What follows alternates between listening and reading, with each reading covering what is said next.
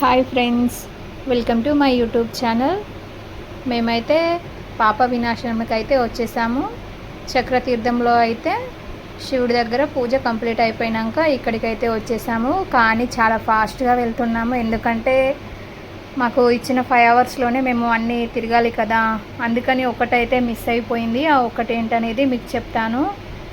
మేమైతే ఇప్పుడు పాప వినాశనం దగ్గరికి అయితే వచ్చేస్తున్నాము.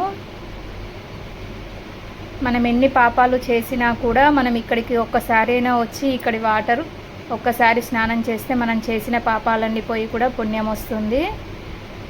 మీరు ఎప్పుడైనా ఇక్కడికి వెళ్ళారా? వెళ్ళి ఉంటే కామెంట్ చేయండి.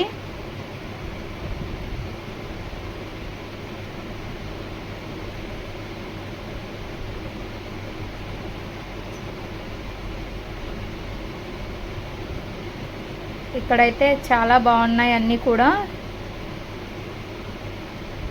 ఫెసిలిటీస్ కూడా అన్నీ బాగున్నాయి. చూడండి, ఇక్కడ పార్కు కూడా ఉంది.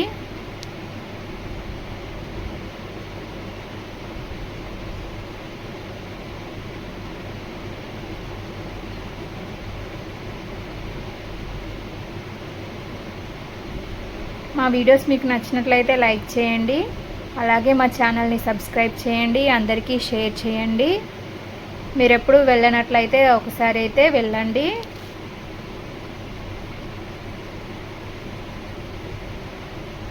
మనకు ఏదైనా కూడా ఆ దేవుడి పిలుపు ఉంటేనే వెళ్తామంటారు కదా. ఇక్కడికైతే కంపల్సరీ ఆ వెంకటేశ్వర దేవుడు పిలుపు ఉంటేనే మనం ఇవన్నీ కూడా చూడగలుగుతాం. మేమైతే ఇది ఫస్ట్ టైం రావడం ఇక్కడికి.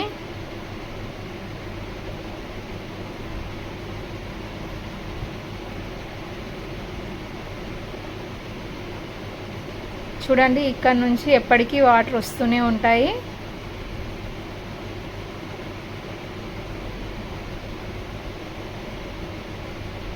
మా బాబాయ్, ఇంకా మా పిన్ని, మా చెల్ల,